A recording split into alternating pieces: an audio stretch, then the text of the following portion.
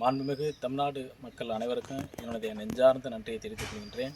இன்றைய தொடக்க செய்தி என்னவென்றால், அனிதா ராதாகிருஷ்ணன் என்கின்ற முன்னாள் அமைச்சர், இந்நாள் சட்டமன்ற உறுப்பினர் கைது செய்யப்பட்டுள்ளார். ஏன் கைது செய்யப்பட்டுள்ளார்? மாண்புமிகு தமிழ்நாடு முதல்வர் தளபதி விஜய் அண்ணன் அவர்களையும் இழிவுபடுத்தும் வகையான சொல்லை பயன்படுத்தி, அநாகரிகமற்ற வார்த்தைகளை பயன்படுத்தி மிக மோசமாக சமூக வலைதளங்களில் ஊடகங்களிலும் பரப்பியிருக்கிறார்.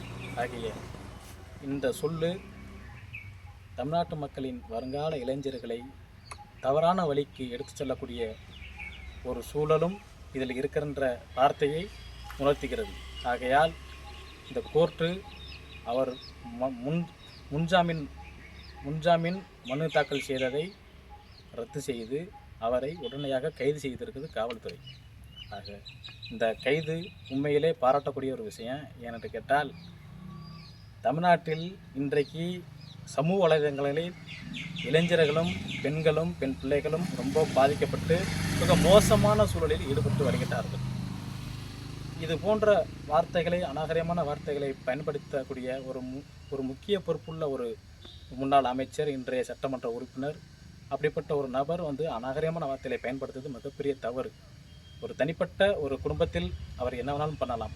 சமூக வலைதளங்களில் அவர் இது போன்ற தவறுகளை, வார்த்தைகளை பேசி, அதுவும் இன்றைய தமிழ்நாடுடைய முதல்வர் அண்ணன் தளபதி அவர்களை கொச்சைப்படுத்தி மிக மோசமான ஒரு வார்த்தைகளால் அவர் பேசியிருக்கிறார் என்பதை நினைக்கும் பொழுது மிகவும் எங்களுக்கெல்லாம் மிக வேதனையாக இருக்கின்றது.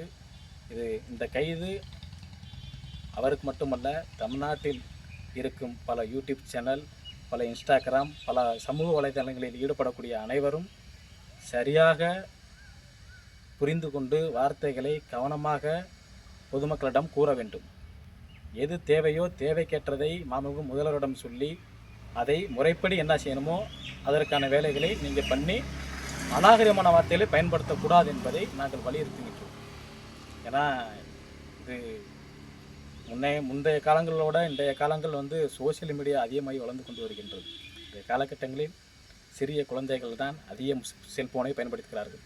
அவர்களுக்கு கவனம் பள்ளிக்கூடத்தின் பாடம் சொல்லிக் கொடுப்பதை தவிர்த்து, நீங்கள் சமூக வலைதளங்களில் அதிகமாக பேசக்கூடிய ஒரு பொய்யான தகவல்களும் ஒரு நாகரிகமற்ற வார்த்தைகளும் இன்றைக்கி குழந்தைகள் மூலியமாக, அந்த செல்போன் மூலியமாக அவர்கள் பார்க்கின்றார்கள். ஆகையால் பள்ளியின் பாட கவனிப்பு குறைந்து சமூக வலைதளங்களின் கவனிப்பு கூடுதலாக இருக்கிற இந்த காரணத்தினால் இந்த வார்த்தைகளை கொஞ்சம் நாவடக்கத்தோடு அனைவரும் செயல்பட வேண்டும் என்று தமிழ்நாட்டு மக்களும், தமிழ்நாட்டு இளைஞர்களும், தமிழ்நாட்டு அரசியல்வாதிகளையும் நான் வலியுறுத்தி கேட்டுக்கொண்டிருக்கின்றேன். நன்றி, வணக்கம்.